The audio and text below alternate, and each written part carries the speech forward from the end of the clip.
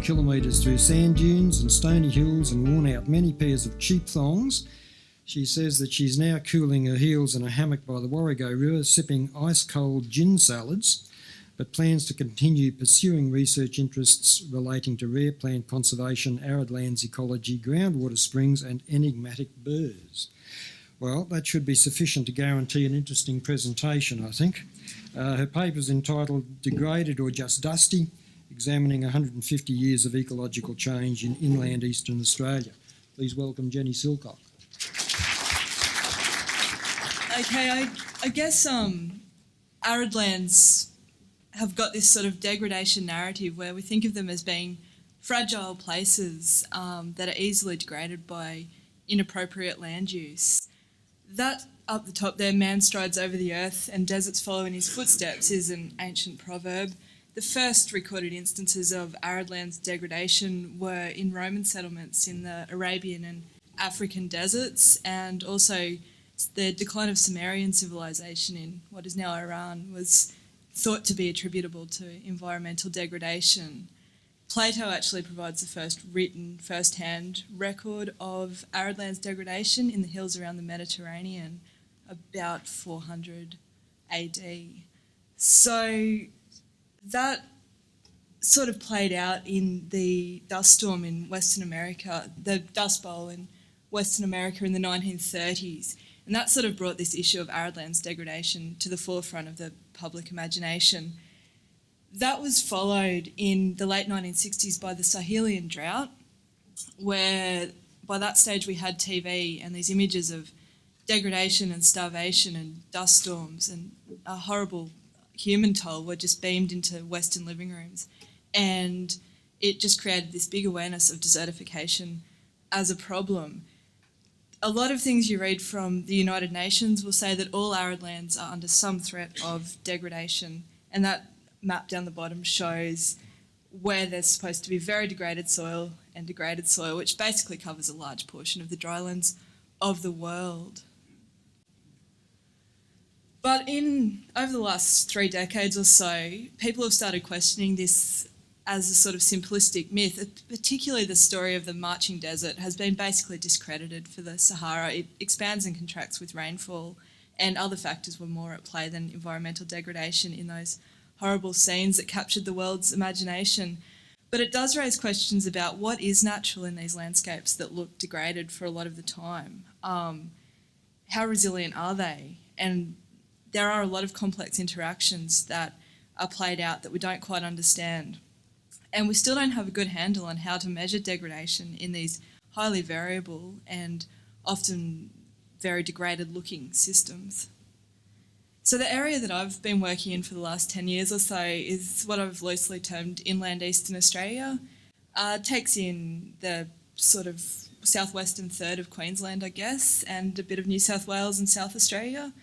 There's mulga country, Mitchell grass, sand dunes, a lot of big flooded channels, some stony hills.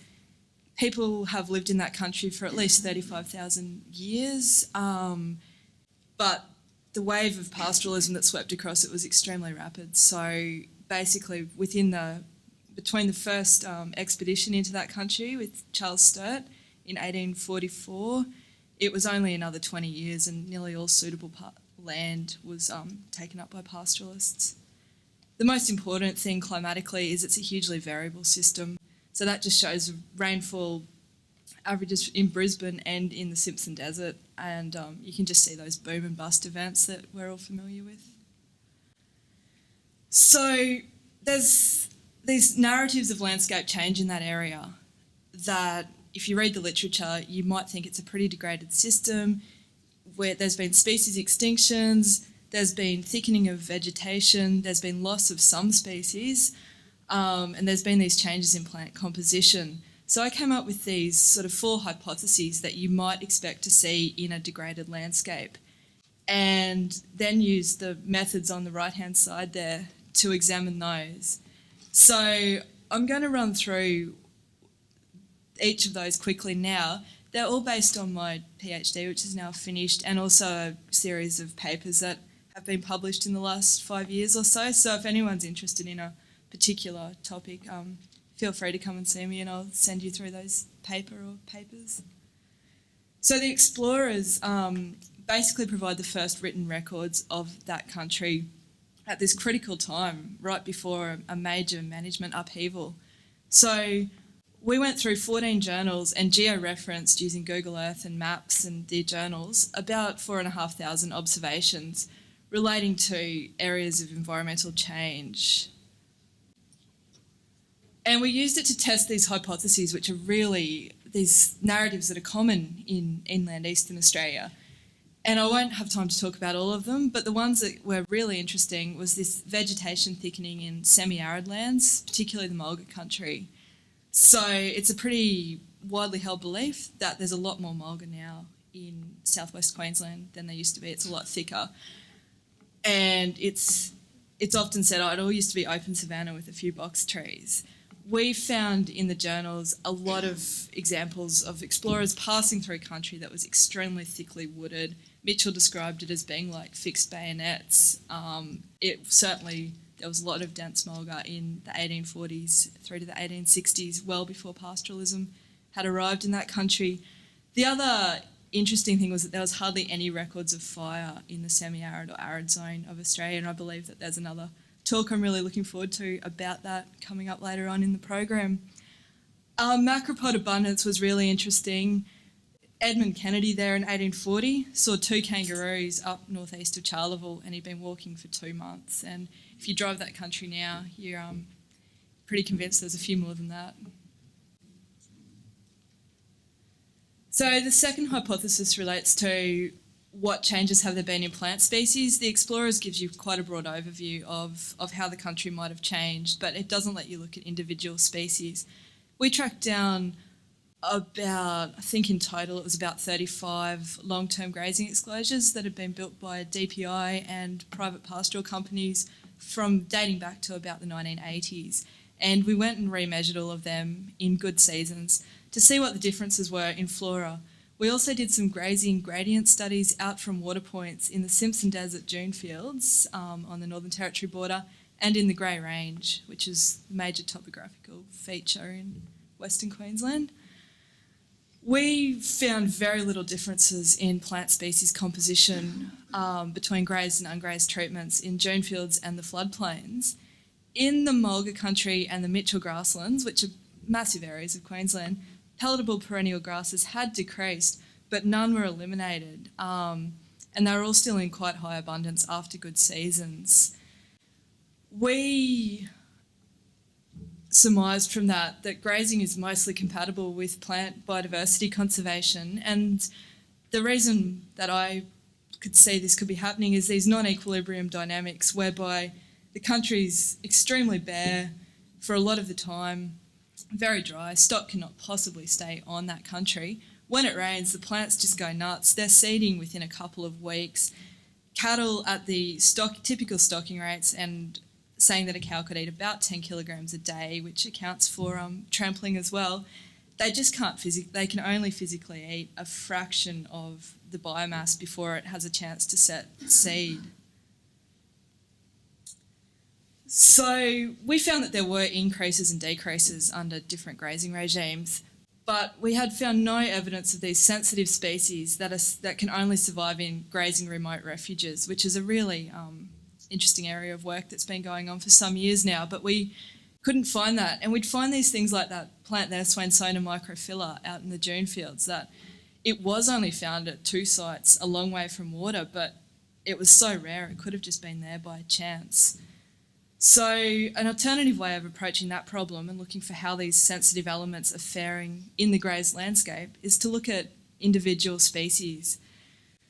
So the problem with that is that we just don't really know where those species occur. There's been very few collections. I came up with a list of about 90 species that were listed as rare or thought to be threatened by grazing or other processes, and spent basically 4 or 5 years just driving and walking around looking for those species, and luckily was blessed with good seasons. That's just to show that it's like pretty hard work out there, not that it actually is. And the results from that was that, like I said, 2010, 2011 were amazing seasons. We found 1,300 populations of those 19 species. Some species were literally everywhere. You couldn't get out of the car without driving over them. You couldn't camp without camping on them. There's a few interesting stories about individual species up there that I won't have time to go into. And often if you go back there now in the drier seasons, we don't find them anymore. They've disappeared underground into the seed bank again. Very few appear to have declined. A few are being eaten, but there's only 5 non-spring species that we think may be threatened under current grazing management. The fauna is a completely different story. Huge catastrophic decline of these critical weight range mammals and species that are dependent on the Great Artesian Basin springs. There has been some proliferation of introduced species. The predators are the primary reason for the decline of the mammals. There's also prickly acacia and buffel grass, which are the 2 main weeds that have really changed ecosystem function and are a pretty unequivocal example of degradation of that system. That's just a quote that I read when I was first working out in that country. It was dry. I thought it was all pretty grim. But I guess what I've learnt in the last few years has been that there's penalties to an ecological education, but there's also consolations. And in general, there's been less change than prevailing paradigms would suggest. No documented plant, reptile or bird extinctions, healthy populations of a lot of species that we thought to be rare, and basically current land management. If you're not a medium-sized mammal or live in a Great Artesian Basin spring, you've probably fared okay since pastoral settlement. I won't talk about that. That's basically we've simplified conservation priorities, and there's still a few unanswered questions, particularly in the Mulga country, which I'm hoping to work on in the next few years. So yeah, Slim Dusty, I had to bring him in at the end. He said it's going to take one hell of an old man drought to bring this country back.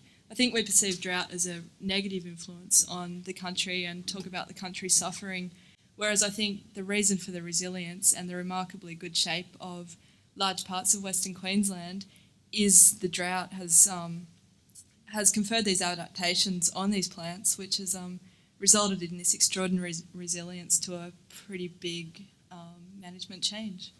Thank you.